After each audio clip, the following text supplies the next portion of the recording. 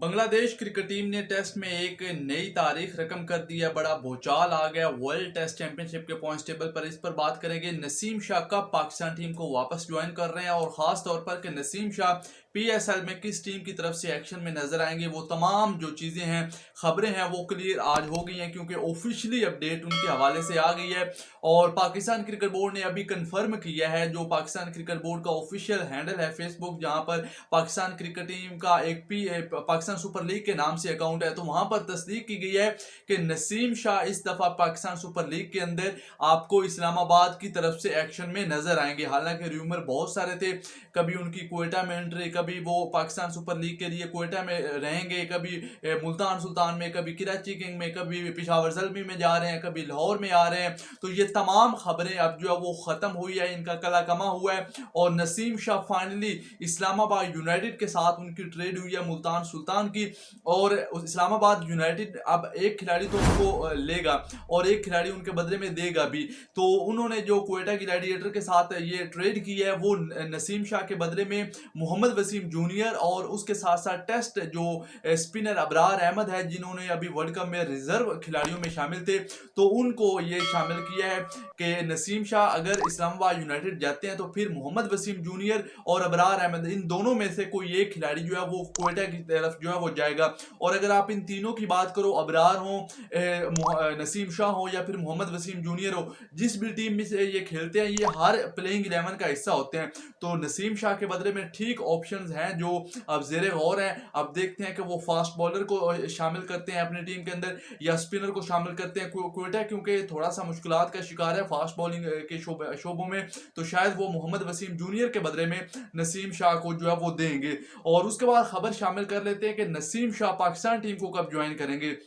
आज ही नसीम शाह ने इस बात को कंफर्म किया है कि जो उनका इंग्लैंड में रिहैब जारी था वो मुकम्मल हो गया। जो उन्होंने वर्ल्ड कप की कैंपेन में वो पाकिस्तान टीम का हिस्सा नहीं थे, ये सेटबैक था पाकिस्तान के लिए।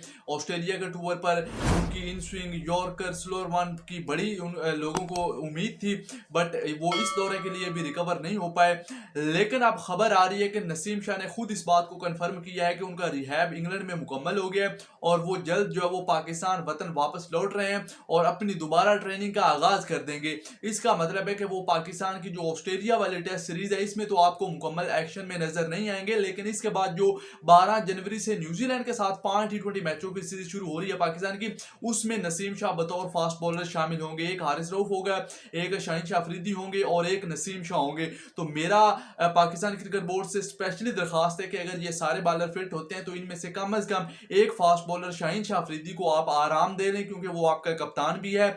उसने पाकिस्तान सुपर लीग में कलंदर की क़यादत भी करनी है, फिर T20 वर्ल्ड कप से पहले 3-4 सीरीजों में उसने टीम की क़यादत करनी है। T20 वर्ल्ड कप है तो आप उससे पहले शाहीन को आराम देकर नसीम, हारिस और उनके साथ वसीम जूनियर या जो भी आप कोई और डोमेस्टिक से बॉलर लाते हो उसको न्यूजीलैंड भेज दो, लेकिन एक बॉलर को न्यूजीलैंड के दौरे के लिए अपने 3 प्रीमियम फास्ट बॉलर में से आराम पाकिस्तान बोर्ड को जरूर देना चाहिए।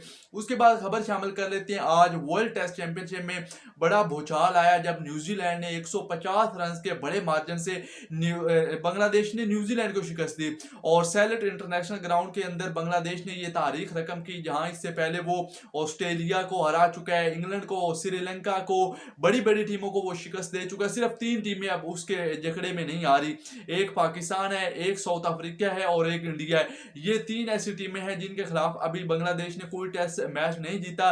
हालांकि देखा जाए तो पाकिस्तान के खिलाफ तो कभी इनका क्लोज मैच नहीं हुआ, लेकिन पिछले साल 2022 के अंदर बांग्लादेश का और इंडिया का एक बड़ा क्लोज मैच हुआ था, जिसमें गालबन 148-49 का हदफ अबूर करना था और इंडिया की 100 से पहले 4 आउट हो गए थे और बाद में अफजर की अय्यर के साथ एक पार्टनरशिप हुई थी और वहां से बंगाली टीम जो वो हार गई थी। बहरहाल वर्ल्ड टेस्ट चैंपियनशिप के पॉइंट्स टेबल देखें, जहां पाकिस्तान ऑस्ट्रेलिया की सीरीज बड़ी अहमियत की हामिल है, क्योंकि अब टीमों की सीरीजें आगे शुरू हो जाएंगी। साउथ अफ्रीका इंडिया की टेस्ट सीरीज है, उसके बाद पाकिस्तान की ऑस्ट्रेलिया के साथ टेस्ट सीरीज है, उसके अलावा इंग्लैंड के जो है वो इस वक्त वक्त वेस्ट इंडीज के दौरे पर मौजूद है। तो यूं टीमों की अब टेस्ट सीरीजें शुरू हो चुकी हैं। तो वर्ल्ड टेस्ट चैंपियनशिप में बड़ा भूचाल आया है। पॉइंट्स टेबल पर बंगाली टीम दूसरी पोजीशन पर आ गई है। वो बांग्लादेश की टीम जिसने माउंट मंगोई में 2021 में न्यूजीलैंड को 8 विकेटों से शिकस्त दी थी न्यूजीलैंड में जाकर।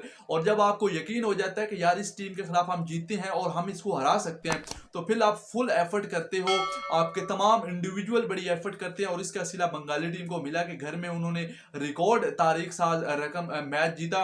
और इससे पहले भी उन्होंने न्यूजीलैंड को न्यूजीलैंड में घुसकर हराया था।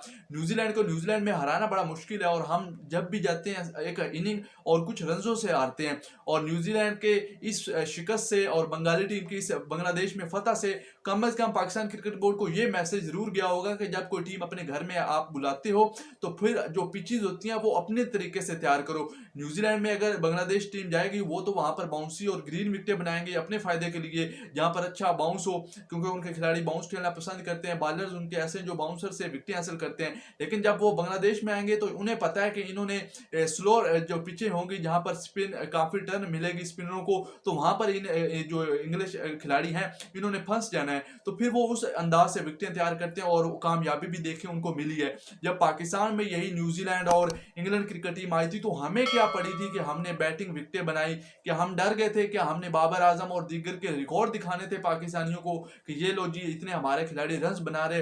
अब देखते हैं कि ऑस्ट्रेलिया में ये जाकर क्या गुल खिलाते हैं। कम से कम 3-0 से ना हारे, बाकी जो भी रिजल्ट हुआ इंशाल्लाह पाकिस्तान हमेशा माजी की तरह उसको कबूल करेगा। और पॉइंट टेबल की बात की जाए तो पाकिस्तान 24 पॉइंट के साथ पहले नंबर पर मौजूद है, 100% कामयाबी। बांग्लादेश दूसरे नंबर पर आ गया है। उसके बाद आप देखो तो इंडियन क्रिकेट टीम है जिसने 66% कामयाबी हासिल की है। एक उसका वेस्ट इंडीज के खिलाफ मैच बारिश की नजर हुआ था, ड्रॉ हुआ था, एक उन्होंने जीता था, वहां पर सीरीज 1-0 से जीती थी।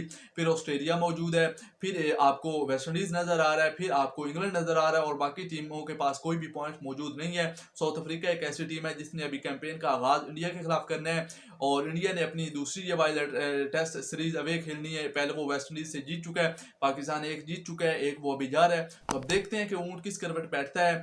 और पाकिस्तान के भी चांसेस हैं कि ऑस्ट्रेलिया को अगर शिकस्त नहीं भी देता तो कम से कम इसमें 1-0 से हारे, एक सीरीज बराबर करे, तो इस सूरत में पाकिस्तान पॉइंट टेबल पर टॉप पर ही रहेगा। लेकिन बस दस्तूर अगर दीगर किसी तरह की शिकस्त आती है तो फिर पाकिस्तान के लिए कहानी काफी ज्यादा मुश्किल हो जाएगी।